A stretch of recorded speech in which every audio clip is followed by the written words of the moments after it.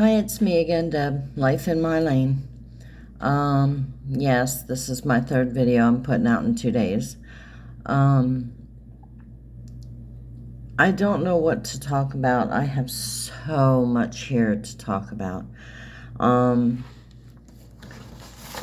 think my original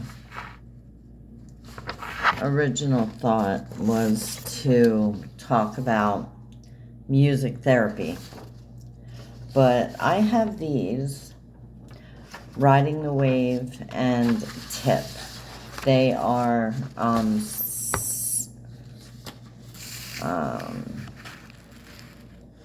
CBT and DBT. They're dialectical behavior therapy metaphor for mastering emotions. That's riding the wave. Okay, and the best way I can describe riding the wave is, I'll read some of it for you, but what I get from this is, when you get into an argument or somebody says something really cruel to you, or just something that's a bad nature like that.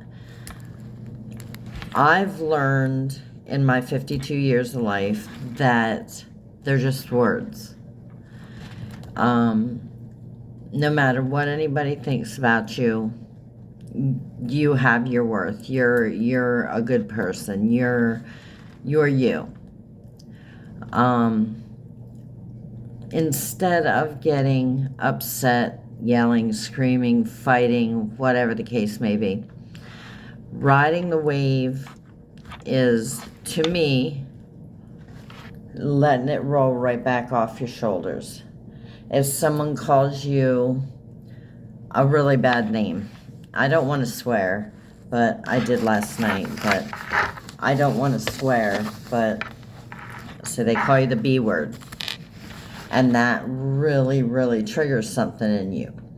Rather than scream, holler, make a mess of the situation, I let it roll off my shoulders. I let it go in one ear and out the other ear. I walk away. I don't talk about it. And that's basically it. For me, that's riding the wave. Just letting it roll off your shoulders. Just don't respond. Don't fight. No sense. But I can read you this. I can read, it's only a small page. And then there's like a little poem type thing on the back. But anyway, riding the wave, a dialectical behavioral therapy metaphor for mastering emotions. One way of thinking about our emotions is to think about them like the ocean. If you imagine the sea, you might picture it as flat, calm, and blue, or crashing surf, or small rock waves. Just as the ocean can change, so can our emotions. With the oceans, it's like the weather. It is the weather that may cause changes. High winds or still sunny days can make a difference in how the waves react, or in our lives, things that may affect our emotions can be problems with friends, family, stress about school, or things that happen in the environment and around us that may affect our emotions. Sometimes you can see a storm brewing that might whip up the waves. Other times the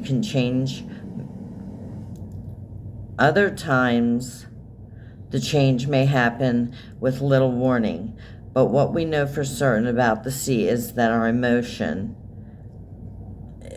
is they chop and they change. So like waves, our emotions may at one moment be calm and serene, at another rocky and angry. We might float along on a happy emotion or be swept away by anger. We may We might experience small emotional ups and downs, or big waves of sadness and hopelessness might dump us.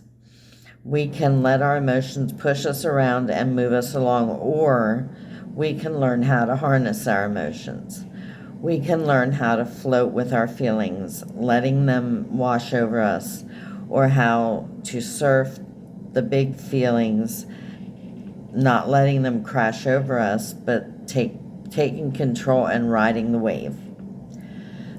This module will help you learn how to ride the wave of emotion, not to be swept away by them, but to recognize whether changes, emotional warning signs, go with the flow, and deal with getting dumped by a wave. Once you know how to ride the wave, you should have the skill to surf any breaker that comes your way. Sorry, the little breaks in there. My mouth gets kind of dry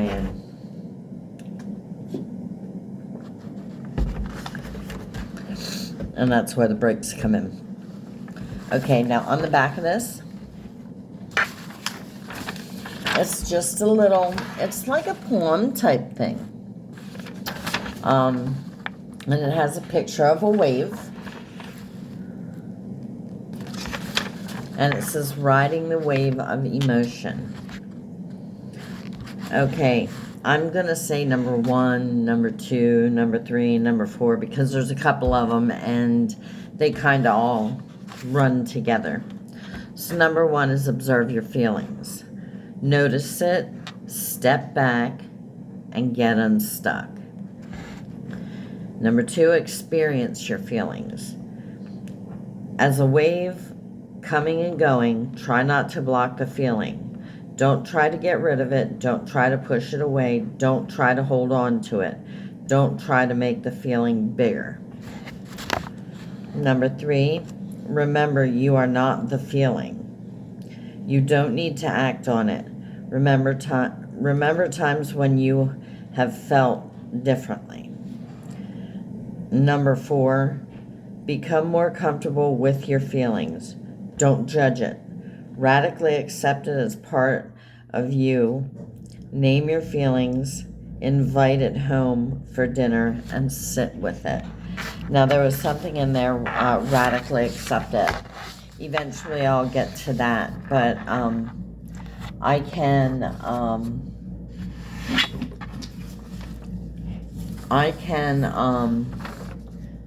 kind of explain radical acceptance. Radical acceptance is you accept what is happening. You don't necessarily want to accept what's happening, but whatever it is, you take it in stride. You accept it and you move on. That's basically it. It's just a feeling or something that you don't like, you don't want it in your life, but you accept it because it is there. And that's called radical acceptance. I have another one here. This is distress tolerance. It's called TIPP, T-I-P-P, skills. And this one is short. This one is very short. To reduce extreme emotion, mind fast, change your body chemistry. You leaving? Yeah, I think so.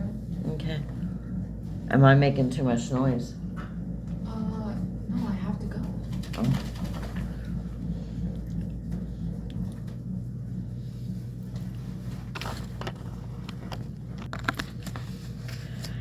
Okay, tolerance, distress tolerance, TIPP skills. To reduce extreme emotion, mind fast, change your body chemistry. Okay, now this This, when I first heard of it, I was like, whoa, this is, it's kind of strange. But as I learned it, it made sense. It made sense. So it goes TIPP, T-I-P-P. The T, change your body temperature. Splash your face with cold water. Hold an ice cube. Let a car AC blow on your face. Take cold shower. The I in TIPP, intense exercise. Do intense exercise to match your intense emotion. Sprint to the end of the street. Do jumping jacks, push-ups, intense dancing. The first P in TIPP, paced breathing. Try box breathing. Breathe for 4 seconds, hold it for 4 seconds, breathe out for 4 seconds, and hold it for 4 seconds. Start again and continue until you feel more calm. And the last P in TIPP is paired muscle relaxation. Focus on one muscle group at a time. Tighten your muscles as much as possible for 5 seconds, then release and relax. Repeat with other muscle groups. Now, I have done that, and that works. That really does work. I usually start down at my feet, and then I work up my legs, and then I'll work like the muscles in your sides and your hips and whatnot. And then I'll do my arms and all the way up. That's what you do. TIPP is a skill that does not take a lot of work. But when you're first learning it, it's kind of confusing. Because you're doing all this different stuff like temperature.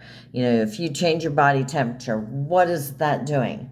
That is getting your mind off of whatever. And if you're standing there holding an ice cube, you're going to think about that ice cube because that ice cube is making your hand cold. Let AC blow on your face. Take a cold shower. Anything that will change the temperature of your body, you're gonna feel a lot different. You'll not think about what's distressing you so much. Paced breathing. I do this all the time. What I do is 4, 7, 8. They said box breathing at 4 seconds, hold it, let it out 4 seconds, hold it 4 seconds, let it out, hold seconds. I do 4, 7, 8. I take a breath in for 4, I hold it for 7, and I let it out for 8. For some reason, that is the one that works for me.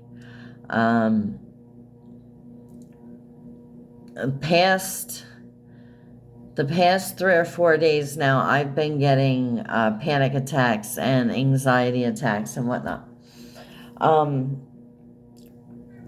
I do not know why. But when I'm in the midst of these attacks, I don't usually think of deep breathing or temperature, changing the temperature of my body. Usually I'm frozen when I get an anxiety attack or something, or a panic attack.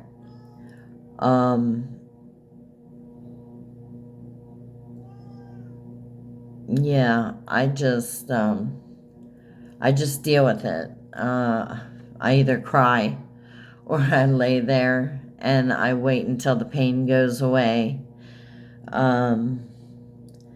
Whatever I do, that's how I get through it. Now,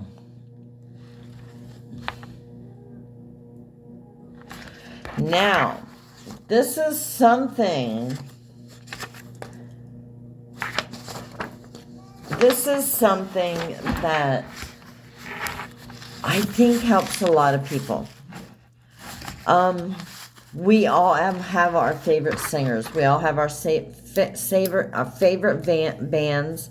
We have our favorite singers. We have our favorite genres of music that we like. It just so happens that I like, and you may not know who they are, Pentatonics and Messer, which is Mitch of Pentatonics. Mitch is their high countertenor for the group, and he has his, actually most of them have their own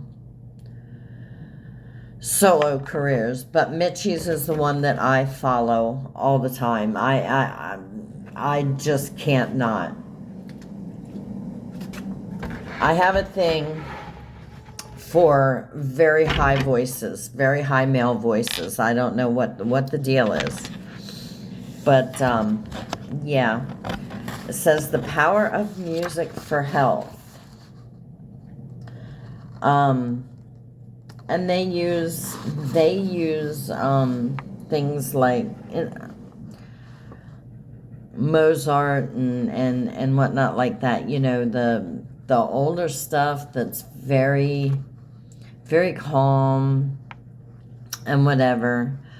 But let me read a little bit of this to you. The more we learn about the power of music therapy, the more applications we discover for it.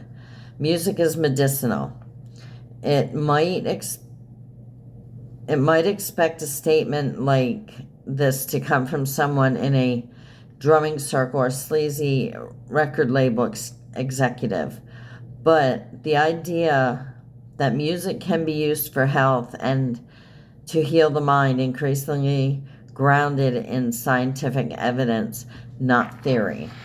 Now, see, this is, I am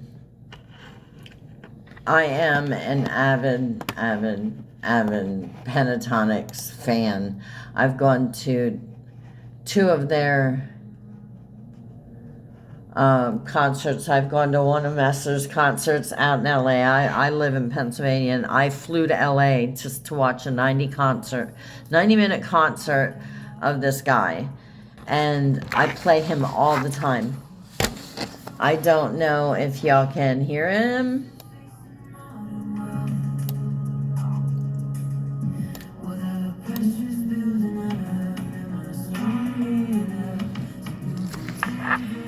He just came out with this song on the 6th. It's a beautiful song. And I listen to it constantly. And I listen to the rest of his music as well. He has 12 songs out.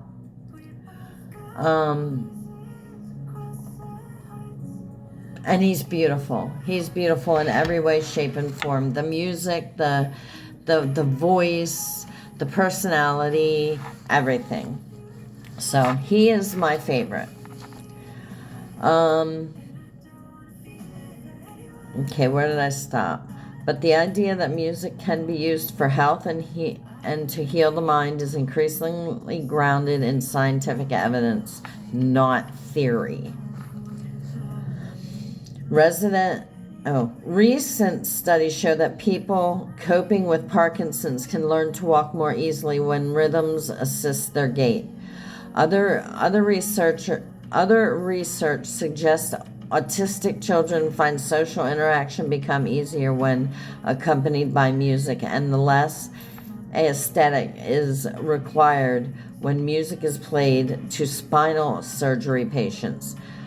Perhaps more astoundingly, premature babies gain weight quicker when they can hear music.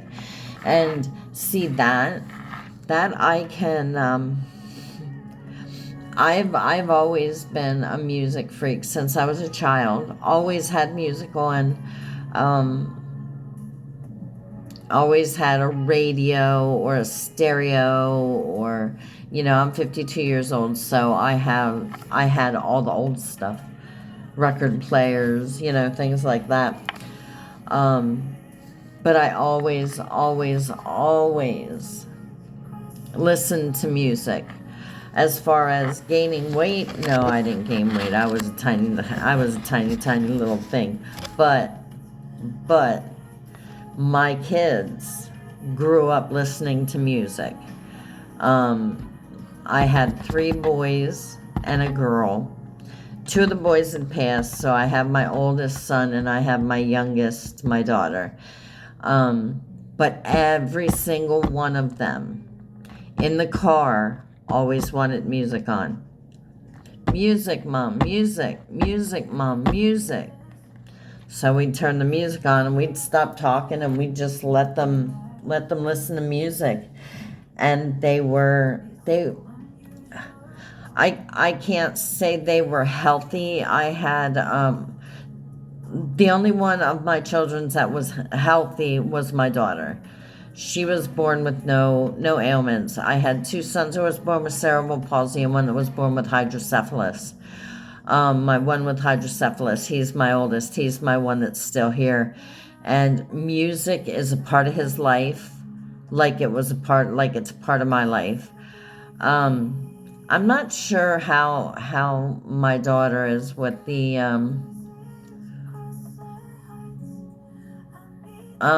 she listens to music and she likes her music. But we all like our own genres. We all like what we like. So, okay, next part is so much to learn. Perhaps the most familiar notion of the power of music is the claim that listening to Mozart is good for your brain. But that only tells half the story. Listening to classical music or any kind of music, even earworms, does have quantifiable, whatever that word means, I don't know what it means, impacts on aspects of cognition, such as visual puzzle solving. However, everything you do, solving puzzles, playing sports, painting landscapes, and it has an impact on your brain, which it does. Right now I'm listening to the music, and I was having an anxiety attack earlier when I started. The music calms me. It helps to calm me. It helps me to focus. So, but nothing seems to be anatomically, chemically, or beneficially alter your brain the way music can. The gray matter, which is the outer layer of the brain that contains the synapses, the end of the neurons where signals are relayed, thickens with music training. Furthermore, the cerebellum, which is wrinkly bulb at the back of the brain, it's crucial for balance, movement, and motor control, is bigger in pianists. So your brain is so affected. It's just so affected by the power of music. I don't think I've ever met anybody that doesn't like music.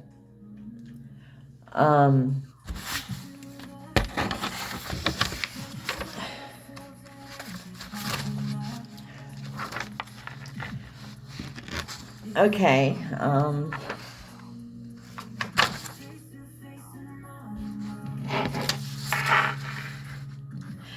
Okay, neuroscientists have documented many other anatomical changes that come with music experience, but the most profound is thought to be the fact that the corpus callosum, a band of nerve fibers that connect the left and right hemisphere to each other, thickens. No one is quite sure what happens to the 2 sides of the brain to communicate with each other. Each other accomplishes, but 20 years after the discovery, no one has found anything else that does this. What more MRI and EEG recordings show that playing or even listening to music engages almost every region of the brain. I'm not going to keep going on because basically it's just saying that, the same thing. But, yes, that is something that when I learned that in therapy,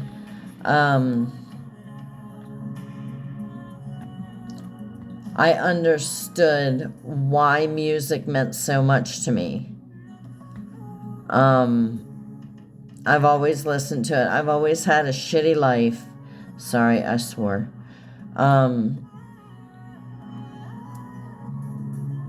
My life has not been great, as I've told you. The only one who didn't hit me was my father and my younger sister.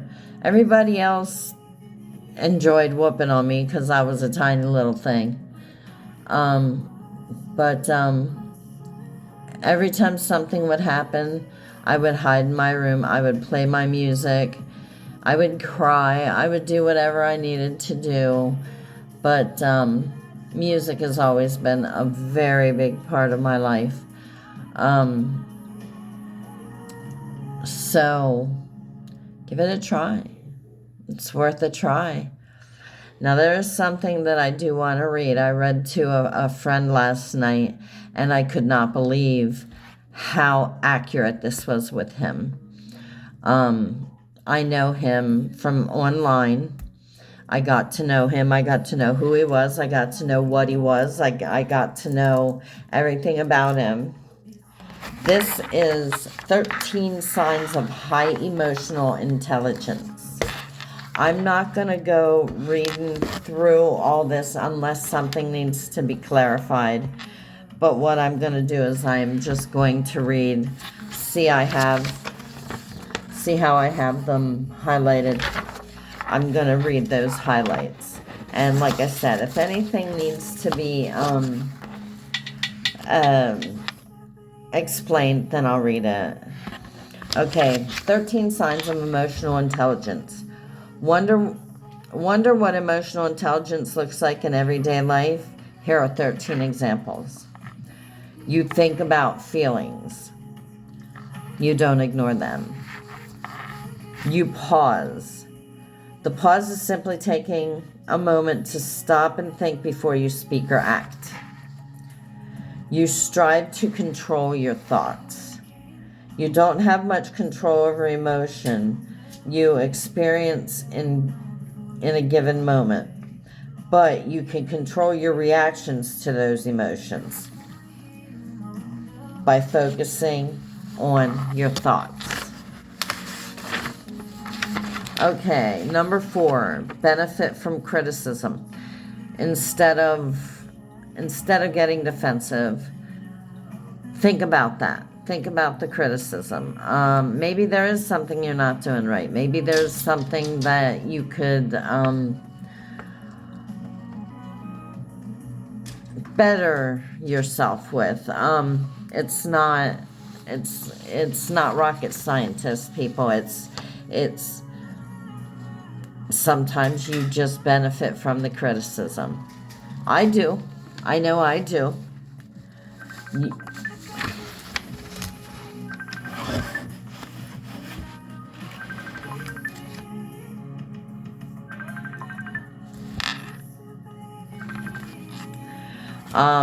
You show authenticity. Authenticity doesn't mean sharing everything about yourself to everyone all of the time. It does mean saying that you meaning what you say and sticking to your values and principles above all else. You demonstrate empathy. We all know what empathy is. The ability to show empathy, which includes understanding others' thoughts and feelings, helps you connect with others. Instead of judging or labeling others, you work hard to see things through their eyes. So in other words, somebody gets really, really mad at you. Somebody gets, they just flip out on you.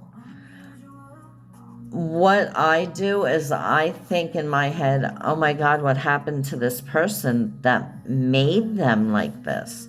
Because as I was growing up, I was mean, I was mad, I was angry, I was sad, I was anything you could think of, I was. And as I grew up and I got older, I thought, oh my God, look at all that stuff I went through. That's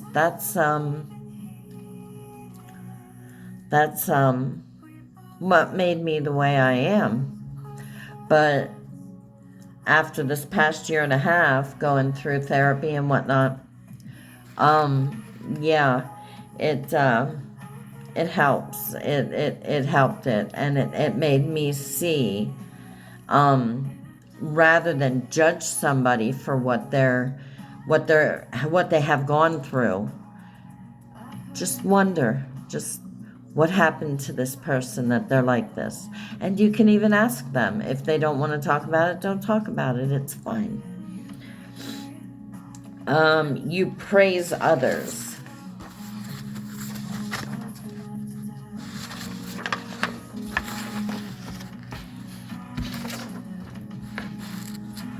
All humans crave acknowledgement and appreciation. When you commend others, you satisfy that craving and build trust in the process. Self-explanatory. You give helpful feedback. Sometimes, stop it! Sometimes, sorry, I had to yell at my dog. Sometimes people just need a little feedback. They need somebody else's understanding of what they're going through. So that maybe if they feel like they're going through it the wrong way, somebody's feedback can help them get through it in another way. You apologize. It takes strength, courage, and to be able to say that you're sorry, but doing so demonstrates humility and quality that will naturally draw others to you. Believe me, I've learned that. Those two words, I'm sorry, can really, really change things. It is just, it makes you feel valued. You keep your commitments. That is self-explanatory. If you tell somebody you're going to do something, please do it. If something happens that you can't do it, give them a call and say, look, this happened. I have to take care of this before I take care of this. Can we reschedule? I had a lot of trouble with that when I was younger. But, if I want to be honest, I have trouble. Hey, get down.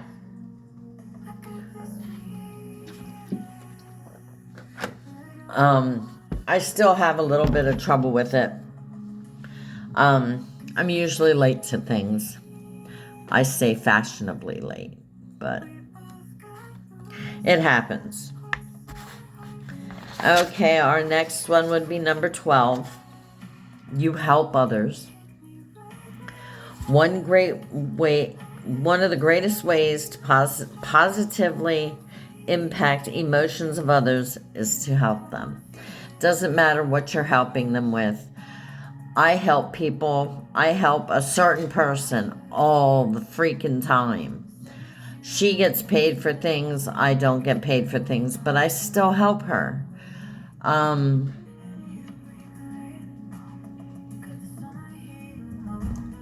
I don't know too many people that do offer their help. I just recently moved and I found out who my friends were when it was time to move. So yeah. And 13, the last one. You protect yourself from emotional sabotage. I'm going to read this one to you. You realize that emotional intelligence also has a dark side. such as when individuals attempt to manipulate others, emotions to promote a personal agenda or for some other selfish cause. And that is why you continue to sharpen your own emotional intelligence to protect yourself when they do. Is that understood? Did we get that? But I read that to a friend of mine last night, and it was just, as I was reading it and knowing who he is, I was like, oh my God, this is like this kid. He's just like this, you know. He That's all I can say. He's just like this. So that's what I got for right now. I'm going to do another one in a couple of hours, maybe not even a couple of hours. I want to catch up on getting some of these done, getting some viewers, getting some comments, getting some thumbs up, getting, whatever. I covered 3 things there. I covered the music. I covered 4 things. 13 signs of emotional intelligence, music therapy, distress tolerance, TIPP skills. That's your dialectable behavioral therapy. I always forget that. And we did ride the wave. I want to continue, but I'm not going to continue right now. What I'm going to continue on probably soon, probably within the next hour or so, coping with flashbacks and dissociation with PTSD. What? My dog keeps going to the door. I don't know what's wrong with him. But yeah, there's going to be 26 ways to love yourself.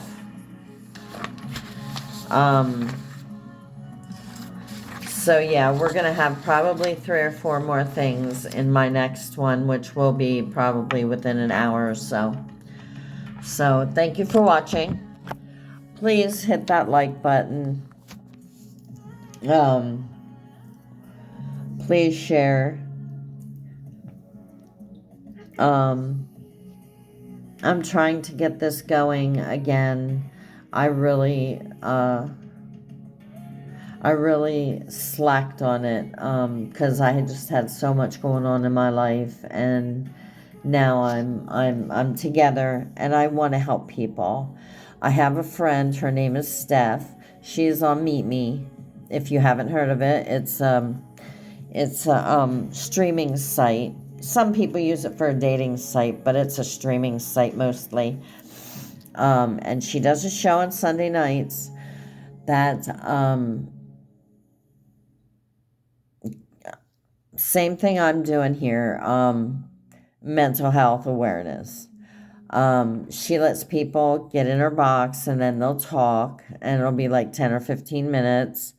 And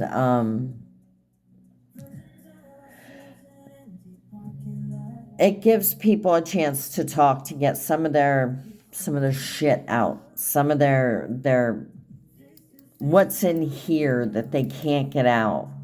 What's in here that they can't get out when they get in their head and they get stuck. It helps some people, and people do.